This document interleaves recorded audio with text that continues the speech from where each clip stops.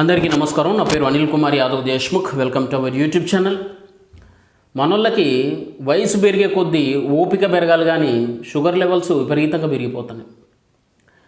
అసలు నేను ఏం మాట్లాడినా ఏం చెప్పినా అన్న దాని గురించి డెప్త్గా ఎవరు ఆలోచించట్లా. మీరు నిజంగా చిన్నప్పుడే నన్ను బాగా అర్థం చేసుకున్నారు. అంటే చిన్నప్పుడు అంటే మీ చిన్నప్పుడు కాదు, నా చిన్నప్పుడు నేను టిక్టాక్లో మాట్లాడినప్పుడే నన్ను చాలా డీప్గా మీరు అర్థం చేసుకున్నారు. కానీ ఈరోజు నా మాటల వెనుకున్న అంతరార్థం ఏందనేది మీకు అర్థం కావట్లా. నిన్న ప్రశ్న జోసెఫ్ రావణ్ గురించి నేను మాట్లాడినా, ఈ సపోర్ట్ రావణ్ అని చెప్పి అతని వీడియో లీకేజీల గురించి. అసలు అందులో నా భావం ఏంది, నేను మాట్లాడిన మాటలేంది, ఆ మాటల వెనకున్న నా అంతరార్థం ఏందనేది చాలా తక్కువ మందికి అర్థమైంది. మెజారిటీ పీపుల్ అంతా నన్ను తప్పుగా అర్థం చేసుకున్నారు. దయచేసి ఆ వీడియోని మళ్ళీ డీప్గా చూడండి, ఆ తర్వాత మీ ఒపీనియన్ ఆటోమేటిక్గా మారిపోతుంది.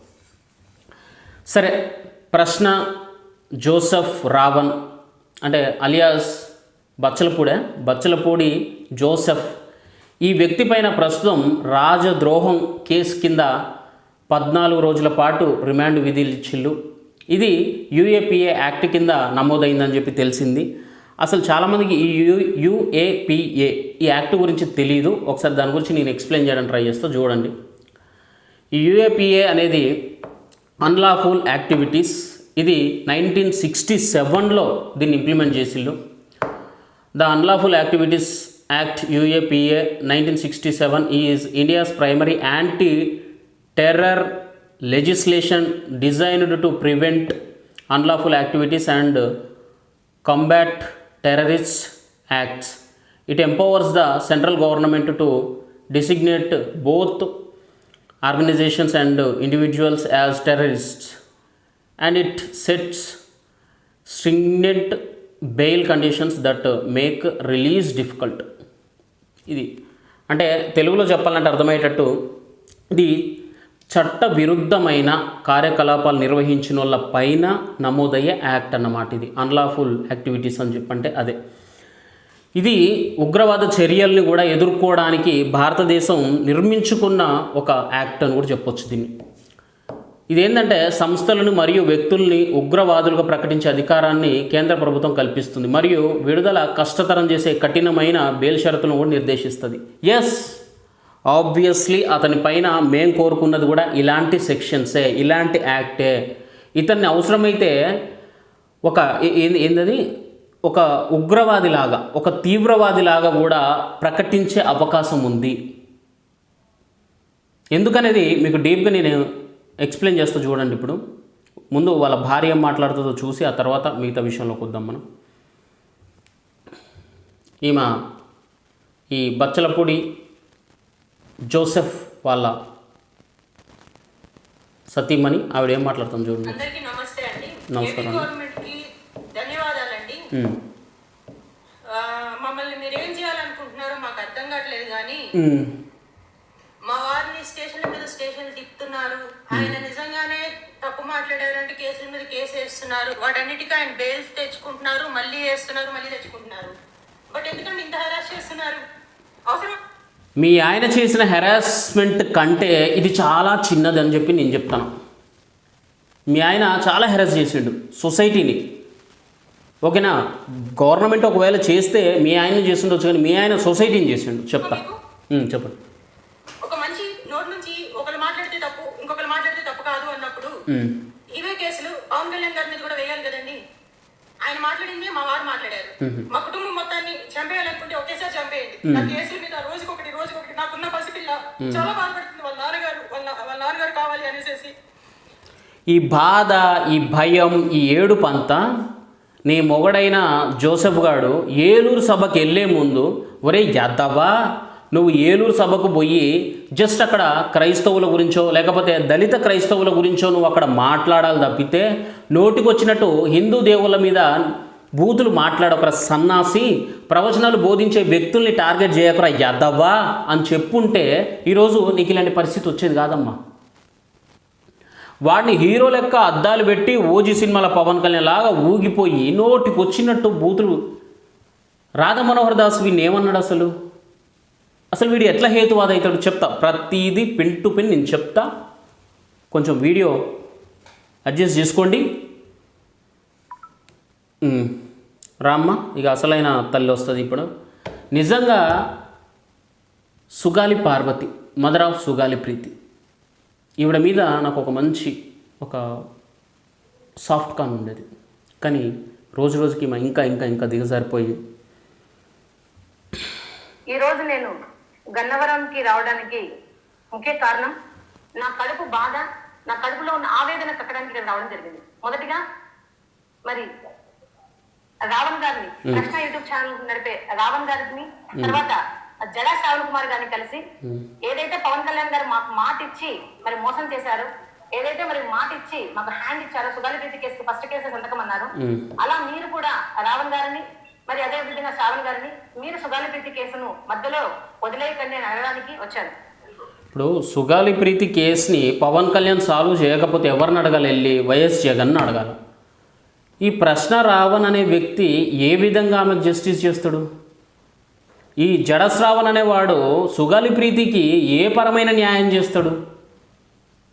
అంటే అంటే అసలు ఏం తల్లి నువ్వు ఏం మాట్లాడుతున్నావు? నీకు ఏమైనా అర్థమవుతుందా? అంటే నువ్వు అనొచ్చు అనకూడదు, కానీ నువ్వు ఏమి ఆశించి ఏ లబ్ధి పొందుదామని ఈ పదాలు మాట్లాడుతున్నావు నాకు అర్థం కావట్లేదు అసలు. రెండవది, ప్రభుత్వాన్ని ప్రశ్నించడానికి వచ్చాను నేను. మొన్న ఇది అసలు మ్యాటరు, ఇది అసలు విషయం. పవన్ కళ్యాణ్ గారు పెట్టిన వీడియోని చూశాను. మరి దాంట్లో క్లియర్ కట్ గా పవన్ కళ్యాణ్ గారు ప్రశ్నించండి, విమర్శించండి, మాకు మర్యాద ఇచ్చి మాట్లాడండి అని చెప్పడం జరిగింది. మేము గత 2 సంవత్సరాల నుంచి కూడా మరి డిప్యూటీ సీఎం అయిన తర్వాత పవన్ కళ్యాణ్ గారిని మర్యాదగానే మేము మాట్లాడుతున్నాం, మర్యాదగానే ప్రశ్నిస్తున్నాం, మర్యాదగానే ఈ కూటమి ప్రభుత్వాన్ని ఎదిరిస్తున్నాం. కానీ ఇప్పటి వరకు కూడా ఏ స్పందన లేని ఈ కూటమి ప్రభుత్వం, ఒకవేళ నిజంగా స్పందన ఉంటే మరి నా సుగాలి ప్రీతికి న్యాయం జరిగేది. కానీ ఇప్పటి వరకు కూడా అమ్మ తల్లి, సుగాలి ప్రీతికి న్యాయం చేయాలంటే పవన్ కళ్యాణ్ ఒక్కడొచ్చి ఆ గట్టమనేనో రామలింగేశ్వరం స్కూలు ఆ యాజమాన్యంలో ఎవరో అబ్బాయి అని చెప్పి మీరు అన్నారు, ఓకే నాకు ఐడియా ఉంది అదంతా. వాళ్ళని తీసుకొచ్చి పోలీస్ స్టేషన్లు వేసి వాళ్ళని మక్కలిరగా బాధడం పెద్ద మ్యాటర్ కాదు. పవన్ కళ్యాణ్కి కొడతాడు, తీసుకెళ్ళి కోర్టు ముందు ప్రొడ్యూస్ చేస్తారు వాళ్ళని. End of the day judge decide చేయాలా, ఓకేనా? వాళ్ళని పనిష్ చేయాలంటే జడ్జి మాత్రమే చేయాలా. అక్కడ జడ్జి ఏమడుగుతాడు తెలుసా? అసలు వీళ్ళే ఆ అమ్మాయిని రేప్ చేసి చంపేశారు అనడానికి ఆధారాలు ఎక్కడ అంటారు. ఏం చెప్పాలి అప్పుడు? కుత్తబల బాధిన తర్వాత వీళ్ళే ఒప్పుకున్నారు సార్ అని చెప్పి పోలీసులు చెప్తారు. చూడండి సార్, స్టేట్మెంట్ రికార్డ్ అయ్యింది మా దగ్గర, మా వీడియోలు చూడండి సార్ అని చెప్పి ప్రూఫ్ చూపిస్తారు. ఎరా బాబు మీరే ఒప్పుకున్నారు కదా, మరి ఏంద్ర మీ కథ అంటే వాళ్ళు ఏమంటారు తెలుసా? వాళ్ళు ఏం తెలియతక్కులు కాదు కదా సార్. ఆ పోలీసులు మమ్మల్ని టార్చర్ పెట్టిళ్ళు, సాగుకొడదాం అని చెప్పి బెదిరించేసరికి మేము అట్లా ఒప్పుకోవాల్సి వచ్చింది తప్పితే మేము ఆ అమ్మాయిని ఏం చేయలేదు సార్, చేసిన ఉండడానికి ప్రూఫ్లు ఎక్కడున్నాయి సార్ అని అడుగుతారు. Where is the evidence? Without evidence no one can be justified you, no one can do justice. ఆధారాలు లేకుండా ఎవరికి న్యాయం చెయ్యలేరు. అక్కడ ఎవిడెన్స్ మిస్ అయి నేను పవన్ కళ్యాణ్ గారు చెప్పిళ్ళు, ఫస్ట్ సైన్ మీ కూతురు పైనే జరిగింది, కానీ ఏదో ఒకటి దొరకాలి మనకు. అర్థమవుతుందా? ఇప్పుడు నా చేతులతో నేను ఒక ప్రాణం తీసినా నాకు డైరెక్ట్ శిక్ష పడదు, టెంపరీగా నన్ను రిమాండ్కి తీసుకుపోతారు, మళ్ళీ బెయిల్ మీద వస్తా. కానీ అది కోర్టులో జడ్జి గారి ముందు బెంచ్ మీదకి వచ్చిన తర్వాత ఎవిడెన్స్ కావాలా? ఆ ఎవిడెన్స్ ఎక్కడా? ఏదైనా సీసీలో రికార్డ్ అవ్వాలి, ఎవరైనా చూసుండాలి, లేదా ఏమైనా ప్రింట్స్, ఫింగర్ ప్రింట్సో ఇంకేంటియో డిఎన్ఏ టెస్ట్లు ఇవన్నీ ప్రూవ్ అయి ఉండాలి. అక్కడ అలాంటివన్నీ మిస్ అయినాయి. ఏం చేయాలి అప్పుడు? సరే ప్రీతి కేసులో ఎటువంటి పురోగతి లేదనేది ప్రజలందరికీ కూడా తెలుసు. ఇంకొక విషయం ప్రభుత్వాన్ని అడగాలనుకుంటున్నాను. ఈ ప్రశ్న యూట్యూబ్ ఛానల్ రావణ్ గారి మీద ఎన్ని మర్డర్ కేసులు రిజిస్టర్ అయ్యాయి, ఎన్ని మరి రేప్ కేసులు రిజిస్టర్ అయ్యాయి, మరి ఎన్ని కిడ్నాప్ కేసులు రిజిస్టర్ అయ్యాయి చెప్పండి. సుగాలి పార్వతి, ఈ రావణ్ అనేవాడు ఎవరినైనా మర్డర్ చేసినా, ఎవరినైనా మానభంగం చేసినా, ఎవరినైనా కిడ్నాప్ చేసినా అక్కడ పోయేది ఆ ఒక్క ప్రాణం మాత్రమే, బాధపడేది ఆ కుటుంబం మాత్రమే. కానీ వాడిట్లా తాగేసి స్టేజ్ల మీదకి ఎక్కి హిందూ దేవుళ్ళని అందరినీ నోటుకొచ్చినట్టు బూతులు తిడితే పోయేది ఒక్క ప్రాణం కాదు. హిందూస్థాన్లో, హిందువులున్న ఈ కంట్రీలో హిందూ భగవంతుల్ని నోటుకొచ్చినట్టు బూతులు తిట్టి ప్రవచనాలు బోధించిన వాళ్ళని అవమానిస్తే హిందువుల ఆత్మగౌరవం, హిందువుల మనోభావం గనక దెబ్బతిని వాళ్ళు విచక్షణ కోల్పోయి దాడులకి పాల్పడితే, ఈ సన్నాసి మాటలకు వాళ్ళు కోపోద్రేక్తులైతే తెగే తలలు ఎన్ని తెలుసా? లక్షల తలలు తెగిపోతాయి. వీడు తాగి రేప్ చేసినా, వీడు తాగి మర్డర్ చేసినా, వీడు తాగి కిడ్నాపింగులు చేసినా కానీ పోయేది 1, 2, 3 ప్రాణాలే.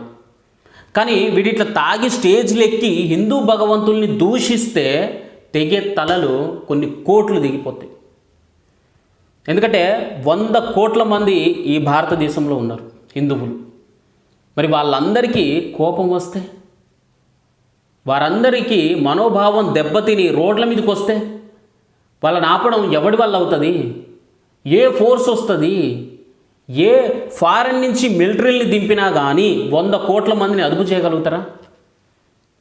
ఇలాంటి బోకనా కొడుకులు, ఇలాంటి తాగుబోతులు ఉచ్చనా కొడుకులు, ఓయరోళ్ళ మూతులు కేకులు నాకే ఈ లమ్మిడి కొడుకులు చేసుకుంటే పర్సనల్గా 100 చేసుకోండిరా, ఎవరికి అభ్యంతరం లేదు. నువ్వు మూతలు నాకితే నాకేంది, దాని కేక్ నాకితే నాకేంది, నాకేం సంబంధం రా? నాకు ఇచ్చుకునేది అనుకుండాలి, నాకే నీకు ఉండాలి, నాకేం బాధ? కానీ ఇట్లా స్టేజ్లు ఎక్కి బూతులు తిడితే, హిందూ దేవుళ్ళని అవమానపరిస్తే ఖచ్చితంగా కోపం వస్తుంది, ఖచ్చితంగా ఆవేశం వస్తుంది. నీలాంటి సన్నాసుల స్పీచ్లు వింటే హిందువులు, క్రిస్టియన్లు బాధకు సస్తారు. నీలాంటి బోకు స్పీచ్లు వింటే ముసల్మాన్లు, హిందువులు ఇద్దరు తన్నుకు సస్తారు, పొడుసుకు సస్తారు.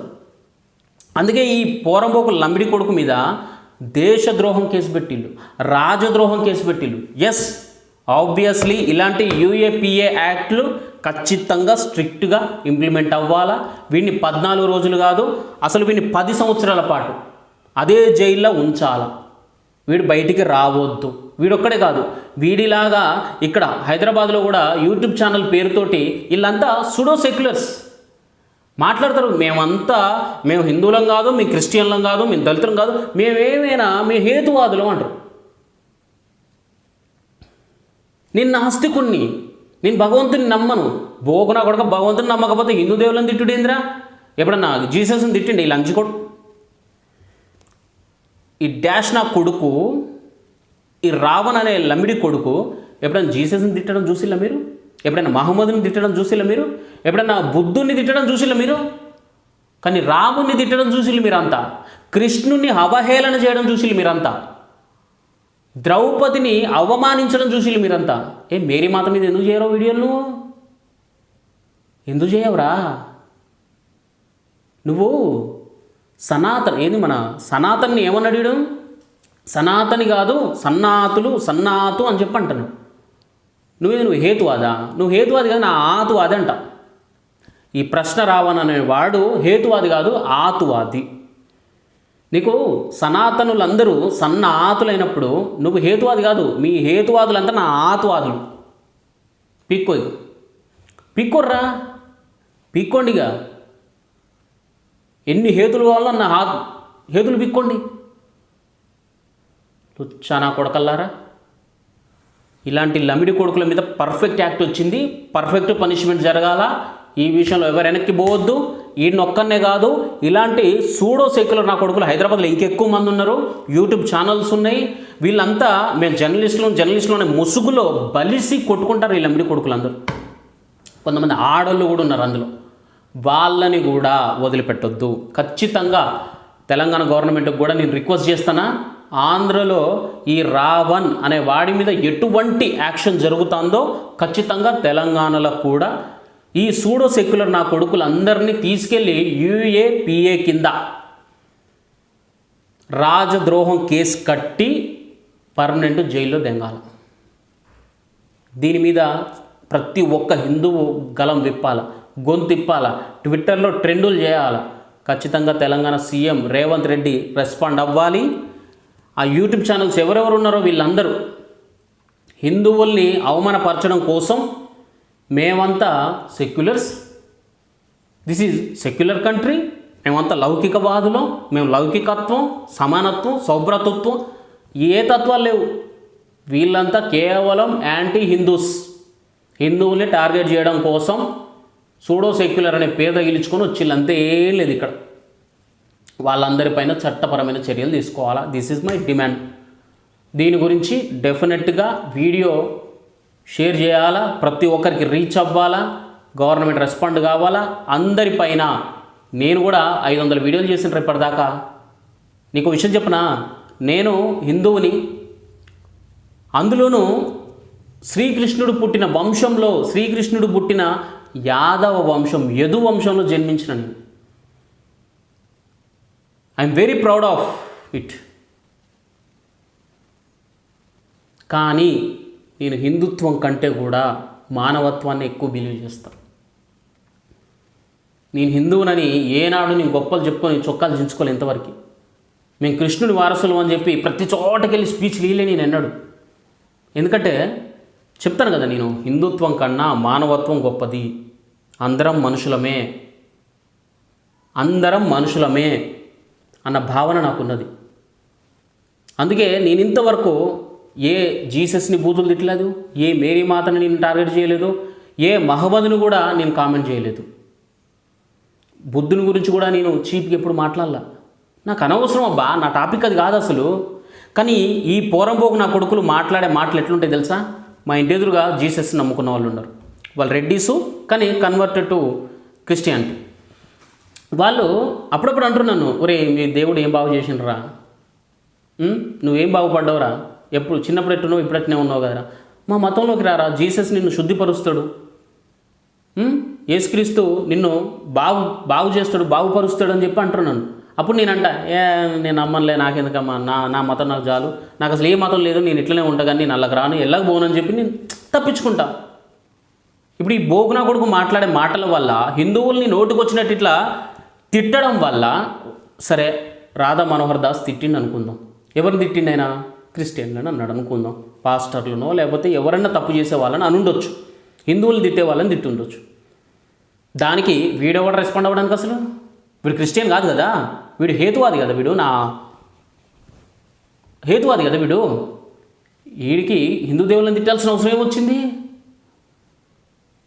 ఇప్పుడు కొంతమంది పాస్టర్లు ఉన్నారు, ఆ పాస్టర్లు హిందూ దేవుళ్ళని సెటైరికల్గా మాట్లాడతారు. హిందూ దేవుళ్ళని నమ్మే భక్తుల్ని కూడా అంత శిగం వచ్చినట్టు ఊగుతారు, తూలుతారు, తాగుతారు, మందు పోతారు, దేవతలు మందు తాగుతారా, దేవతలకు పానక సురా పోతారు, అది పోతారు, ఇది పోతారు. చాలా టీవీలలో నేను చూసిన, కలవర్ టీవీ లైక్ దట్, కొన్ని ఛానల్స్లలో. కానీ నేను ఎప్పుడు క్రిస్టియన్లను తిట్టలేదే, ఎప్పుడు బూతులు మాట్లాడలే కదా. సరే వాళ్ళ మీటింగ్లు వాళ్ళ ఏదో చెప్పుకుంటారు, మనకి ఎందుకు లేదని చెప్పి లైట్ తీసుకున్నాను. ఎప్పుడు కూడా వాళ్ళని ఉద్దేశించి రాధా మనోహర్ దాస్ గారు మాట్లాడుండొచ్చు. దానికి నువ్వెవడరా మాట్లాడడానికి? అసలు నీకేం రైట్ ఉందిరా? అంటే వీడు స్టేజ్లు ఎక్కి వీడు పబ్లిక్లా అట్లా హిందూ దేవుళ్ళని తిడితే కట్టలు తెంచుకుంటే పరిస్థితి ఏంది? ఆవేశం అంటే రేపు పొద్దున నేను మా ఎదురుగున్నోళ్ళు తన్నుకు సావాలనే కదా, అంతే కదా. 100 కోట్ల మందికి కోపం వస్తే పరిస్థితి ఏంది? వాళ్ళ అబ్బాయి చాలా ఎడ్యుకేటెడ్, నేను బాబాయ్ అని ప్రేమతో పిలుస్తా, ఆయన కూడా నన్ను నాన్న అని పిలుస్తాడు. అంటే మా మధ్యలో మా మతాలు వేరు, మా కులాలు వేరు, కానీ అయినా కానీ కలిసిమెలిసే ఉంటున్నాం మేము. That is humanism, that is humanity, that is Hinduism కూడా గట్టిగా మాట్లాడితే.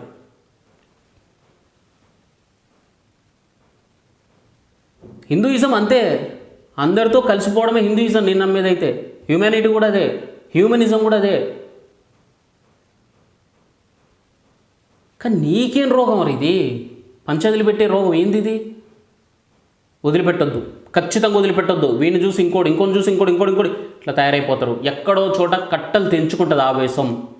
ఆ రోజు మామూలు ఉండదు. కురుక్షేత్ర యుద్ధం చూసి మీరు గతంలో పాఠాలలో, పుస్తకాలలో, వీడియోల్లో చూసి చదువుకున్నాం, ప్రవచనాలలో విన్నాం. ఇలాంటి ఉగ్రవాద నా కొడుకులు మళ్ళీ స్టేజ్ ఎక్కి మైకు పడితే అట్లాంటి కురుక్షేత్ర యుద్ధమే జరుగుతుంది. రక్తం దారలే కారుతుంది. తప్పు అలాంటివి చేయొద్దు, అలాంటి వాళ్ళని ఎంకరేజ్ చేయొద్దు. ప్రతి ఒక్కరికి చెప్తాను, ప్రతి మతస్థుడికి చెప్తాను, ఖురాన్ని నమ్మే వాళ్ళకి చెప్తున్నా, బైబిల్ని ఫాలో అయ్యే వాళ్ళకి చెప్తున్నా, హిందూ దేవుళ్ళని మొక్కే వాళ్ళకు కూడా చెప్తున్నా, బౌద్ధత్వం తీసుకున్న వాళ్ళకు కూడా చెప్తున్నా, అందరూ భగవంతులు ఒక్కటే.